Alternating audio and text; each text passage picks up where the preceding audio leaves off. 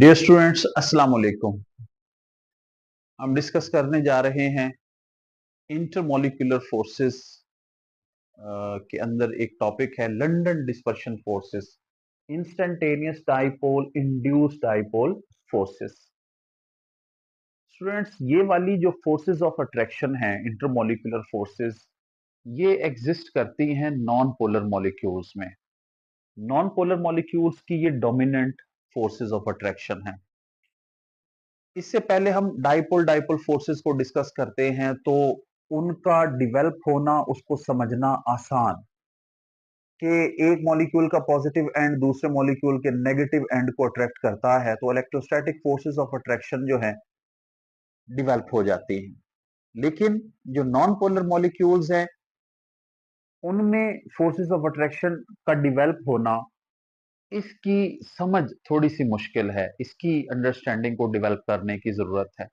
आप ये भी देखते हैं कि जो नॉन पोलर गैसेस हैं उनको कम टेम्परेचर पे लिक्विफाई और सॉलिडिफाई किया जा सकता है। कोई भी नॉन पोलर गैस जैसे कार्बन डाइऑक्साइड, आप देखें कि ड्राई आइस की फॉर्म में, सॉलिड फॉर्म में एग्जिस्ट करती हैं। तो कैसे नॉन पोलर मॉलिक्यूल्स जो कार्बन डाइऑक्साइड के हैं वो इंटरमॉलिक्यूलर फोर्सेस डेवलप करते हैं, क्योंकि इंटरमॉलिक्यूलर फोर्सेस को डेवलप किए बिना वो लिक्विफाई और सॉलिडिफाई किसी भी नॉन पोलर गैस को नहीं किया जा सकता। ये एक्सप्लेनेशन जो है कि नॉन पोलर मॉलिक्यूल्स कैसे इंटरमॉलिक्यूलर फोर्सेस को डेवलप करते हैं, फ्रिज लंदन ने ये एक्सप्लेनेशन दी है। तो ये जो थ्योरेटिकल एक्सप्लेनेशन हम करने जा रहे हैं ये फ्रिज लंदन की वजह से है। तो let us discuss the intermolecular forces developed in helium molecules. Dear students, आप जानते हैं कि हीलियम का एटम दरअसल मॉलिक्यूल है क्योंकि इंडिपेंडेंटली एग्जिस्ट करता है और स्टेबल है। इसको कहते हैं मोनोटॉमिक गैस। अब आप फर्ज कर लें कि दो जो हीलियम एटम्स हैं गैस के अंदर लो टेम्परेचर पर एक दूसरे के करीब आते हैं। जब वो एक दूसरे के करीब आएंगे तो इसका electronic cloud being negatively charge इसके नेगेटिवली चार्ज इलेक्ट्रॉनिक क्लाउड को रिपेल करेगा। इस रिपल्जन की वजह से दोनों के इलेक्ट्रॉनिक क्लाउड डिस्टॉर्ट हो जाएंगे, डिस्पर्स हो जाएंगे और एक लम्हे के लिए, एक इंस्टेंट के लिए उनके ऊपर जो है वो डाइपोल्स क्रिएट होंगे। मतलब जिस साइड पे इलेक्ट्रॉनिक क्लाउड कम है उसकी सिमेट्री कम है, उधर पार्शियल पॉजिटिव, और जिस साइड पे ज्यादा चला गया उस साइड पे पार्शियल नेगेटिव चार्ज क्रिएट होगा। ये हीलियम एटम या मॉलिक्यूल इंस्टेंटेनियस डाइपोल बन गया। ये एटम भी इंस्टेंटेनियस डाइपोल बन गया है। अब अगर ये मॉलिक्यूल्स एक दूसरे से दूर जाते हैं, दोबारा ये डाइपोल्स जो हैं ये जो क्रिएट हुए हैं एक लम्हे के लिए ये खत्म हो जाएंगे। लेकिन अगर इनके पास कोई और मॉलिक्यूल भी आते हैं तो ये अपने इन इलेक्ट्रॉनिक क्लाउड की फोर्स ऑफ रिपल्जन की वजह से उनके अंदर भी डाइपोल्स को क्रिएट कर देंगे। तो ये तो आया इंस्टेंटेनियस डाइपोल, और इसने ये साथ वाले नेबरहुड में जो मॉलिक्यूल है उसमें भी डाइपोल क्रिएट कर दिया। तो इस क्रिएटेड डाइपोल को कहते हैं इंड्यूस्ड डाइपोल।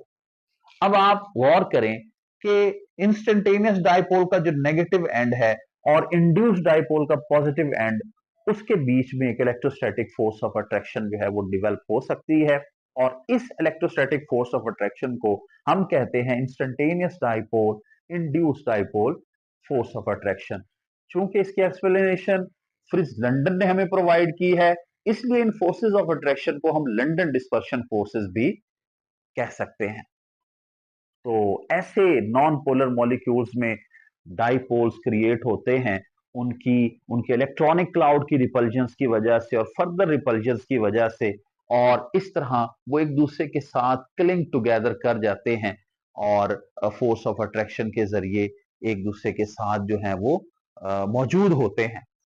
अब इनको हम डिफाइन भी ऐसे ही कर सकते हैं। The momentary force of attraction between instantaneous dipole and induced dipole are called instantaneous dipole induced dipole forces or London dispersion forces। हमारे पास काफी इंटरेस्टिंग एग्जांपल्स हैं इनकी स्ट्रेंथ को एक्सप्लेन करने के लिए। डियर स्टूडेंट्स, इनकी स्ट्रेंथ डिपेंड करती है मॉलिक्यूलर साइजेस और पोलराइजेबिलिटी पे। देखें, कोई भी मॉलिक्यूल उसका साइज उसके इलेक्ट्रॉनिक क्लाउड के साइज की वजह से होता है। और जब मॉलिक्यूल्स का साइज बड़ा होता है तो इसका मतलब जो आउटर मोस्ट शेल्स के इलेक्ट्रॉन्स हैं वो न्यूक्लियाई से या न्यूक्लियस से दूर होते हैं, वीकली अट्रैक्टेड होते हैं। ऐसे इलेक्ट्रॉनिक क्लाउड आसानी से डिस्पर्स या डिस्टॉर्ट हो जाते हैं। डिस्टॉर्ट कहते हैं उसकी शक्ल का बिगड़ना और उस पर डाइपोल्स का क्रिएट होना, जैसे यहां पे क्रिएट हुए। तो हम दूसरे लफ्जों में कहते हैं कि ऐसे मॉलिक्यूल्स जिनका इलेक्ट्रॉनिक क्लाउड साइज बड़ा है, हम कहते हैं कि उनकी पोलराइजेबिलिटी ज्यादा है। पोलराइजेबिलिटी ज्यादा होगी, ऐसे डाइपोल्स क्रिएट होंगे जिन पे पार्शियल पॉजिटिव और पार्शियल नेगेटिव चार्जेस का मैग्नीट्यूड ज्यादा होगा, और इस वजह से स्ट्रॉन्गर लंडन डिस्पर्शन फोर्सेस जो हैं वो डिवेल्प होंगी। तो मॉलिक्यूलर साइजेस इंक्रीज करेंगे, पोलराइजेबिलिटी मॉलिक्यूल्स की इंक्रीज करेगी और लंडन डिस्पर्शन फोर्सेस की स्ट्रेंथ भी इंक्रीज करेगी। फिर इनको ब्रेक करने के लिए हमें ज्यादा टेम्परेचर की जरूरत होगी, और जो थर्मोडायनेमिक पैरामीटर्स हैं जैसा कि बॉइलिंग पॉइंट है, ऐसे सब्सटेंसेस का वो इंक्रीज हो जाएगा। जैसे मिसाल के तौर पे example 1, boiling points of noble gases increase down the group. आप पीरियोडिक टेबल में जीरो ग्रुप में आए डाउन द ग्रुप, तो आप देखते हैं कि नोबल गैसेस के बॉइलिंग पॉइंट्स जो हैं वो इंक्रीज करते जाते हैं। क्यों इंक्रीज करते जाते हैं? इनके एटॉमिक मॉलिक्यूलर साइजेस जो हैं वो इंक्रीज कर रहे हैं, पोलराइजेबिलिटी इंक्रीज कर रही है और लंडन डिस्पर्शन फोर्सेस की स्ट्रेंथ इंक्रीज कर रही है। तो जाहिर है बॉइलिंग पॉइंट डिपेंड करता है इंटरमोलिकुलर फोर्सेस की स्ट्रेंथ के ऊपर। अगर स्ट्रेंथ ज्यादा होगी तो बॉइलिंग पॉइंट भी ज्यादा होगा, क्योंकि ये वो टेम्परेचर है जिस पे इंटरमोलिकुलर फोर्सेस लगातार ब्रेक होते हैं। फिर उसके बाद आप हेलोजेंस में देख लें, fluorine, chlorine, bromine, iodine, astatine, boiling point इसी तरह इंक्रीज करते जाते हैं। हालांकि हेलोजेंस जो हैं वो उनके जो मॉलिक्यूल्स हैं वो डायटोमिक मॉलिक्यूल्स हैं, और डायटोमिक मॉलिक्यूल्स अगर एटॉमिक साइज इंक्रीज होगा तो जाहिर है दो एटमों वाले मॉलिक्यूल का साइज भी इंक्रीज होगा, और मॉलिक्यूलर साइज इंक्रीज होने से पोलराइजेबिलिटी इंक्रीज होती है और लंडन डिस्पर्शन फोर्सेस जो है वो उनकी स्ट्रेंथ बढ़ती है। यही वजह है आयोडीन रूम टेम्परेचर पे सॉलिड क्रिस्टलाइन फॉर्म में एग्जिस्ट करती है, जबकि फ्लोरीन और क्लोरीन जो है ये रूम टेम्परेचर पे गैसेस होती हैं। रूम टेम्परेचर पे फ्लोरीन और क्लोरीन के मॉलिक्यूल्स की जो वीक इंटरमोलिकुलर फोर्सेस हैं वो ऑलरेडी ब्रोकन होती हैं, तो ये दूर दूर होते हैं, गैस की शक्ल में ये सब्सटेंसेस मौजूद होते हैं। लेकिन आयोडीन के मॉलिक्यूल्स, चूंकि आयोडीन एटम्स और फिर मॉलिक्यूल्स का जो साइज है वो काफी बड़ा होता है, और लंडन डिस्पर्शन फोर्सेस की स्ट्रेंथ डिपेंड करती है मॉलिक्यूलर साइज के ऊपर। पोलराइजेबिलिटी बढ़ने से लंडन डिस्पर्शन फोर्सेस स्ट्रांग हो जाती हैं। यही वजह है ये मॉलिक्यूल्स इकट्ठे रहते हैं और आयोडीन रूम टेम्परेचर पे सॉलिड फॉर्म में एग्जिस्ट करती है। उसके बाद स्टूडेंट्स आप देखें हाइड्रोकार्बन जैसे कि अल्केन्स है, उसमें आप देखें कि कार्बन एटम्स की तादाद अगर मॉलिक्यूल्स में इंक्रीज करती है तो बॉइलिंग पॉइंट जो है वो हाइड्रोकार्बन का इंक्रीज करता है। आप दो हाइड्रोकार्बन को ले लें, ईथेन और हेक्सेन के बॉइलिंग पॉइंट्स को कंपेयर करें, तो आपको पता चलेगा कि हेक्सेन का बॉइलिंग पॉइंट ईथेन से ज्यादा है। इसकी वजह, जो कार्बन एटम्स की तादाद बढ़ती है तो साइज, मॉलिक्यूलर साइज जो है वो इंक्रीज कर जाता है। अब साइज इंक्रीज करने से हम कहते हैं कि काफी सारे ऐसे पॉइंट्स होते हैं जहां पे डाइपोल्स जो हैं वो क्रिएट किए जा सकते हैं। जब नेबरहुड में जो मॉलिक्यूल्स हैं वो इस मॉलिक्यूल के करीब आएंगे तो कई जगह से इसके ऊपर जो है वो पार्शियल पॉजिटिव और पार्शियल नेगेटिव एंड्स क्रिएट होंगे, और ज्यादा पॉइंट्स से वो इस मॉलिक्यूल को अपनी तरफ अट्रैक्ट कर सकेंगे। तो यही वजह है कि ज्यादा से ज्यादा जो है वो लंडन डिस्पर्शन फोर्सेस क्रिएट होंगी मॉलिक्यूलर साइज बढ़ने से, और चेन लेंथ बढ़ने से मॉलिक्यूलर साइज जब बढ़ता है तो हम कहते हैं पोलराइजेबिलिटी इंक्रीज कर रही है।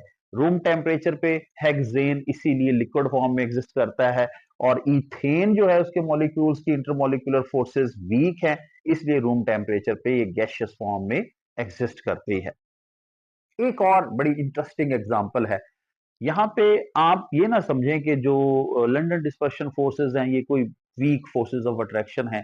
बाज मॉलिक्यूल्स में बिल्कुल एक ही जैसे फॉर्मूले होते हैं मॉलिक्यूल्स के, लेकिन लंडन डिस्पर्शन फोर्सेस की strength even dipole dipole forces से ज्यादा हो जाती है।